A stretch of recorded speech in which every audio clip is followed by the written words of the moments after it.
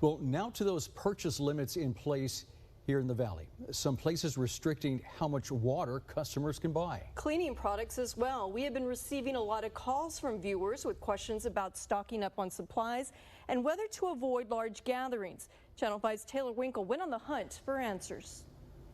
Yeah, you guys, the Red Cross suggested to get your household ready for an emergency, have a supply of food staples, bathroom items, prescription meds, fluids, and electrolytes.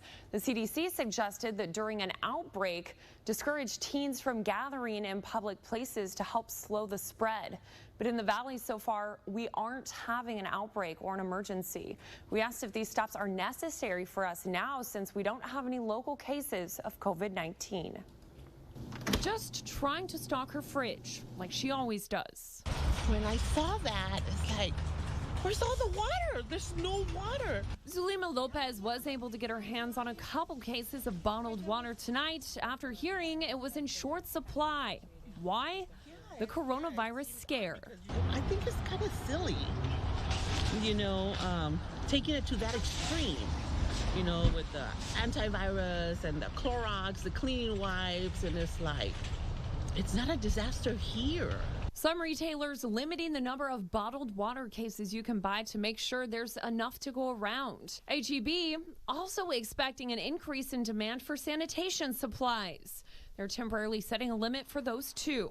The Run has some scratching their heads. This is a virus not unlike most other viruses that we deal with on a daily basis. It's a new strain, and therefore, because it's new, there's no vaccine. It's created a concern, valid, but we're trying to make sure that there's no panic associated with being prepared. We asked Cameron County Judge Eddie Trevino about the need to stock up in a community like ours with no cases of COVID-19. He said it's not really necessary. Life is going to continue to go on. We're telling everybody to be diligent. We're telling everybody to watch their personal hygiene.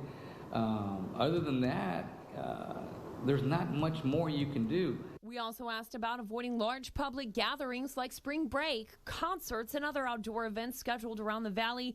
He says no need. Right now, we've not been made aware of any suggestion from any federal or state authority that would be the way to go. There are some things you can do to minimize public contact if you wish, like paying bills or filing paperwork online if that's available, and ordering groceries and food for pickup.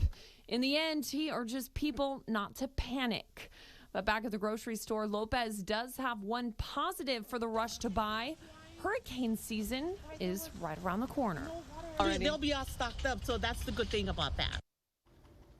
Now, if an individual does end up testing positive, judge says it wouldn't be kept a secret because the federal government would be investigating contact with family members, coworkers, and more.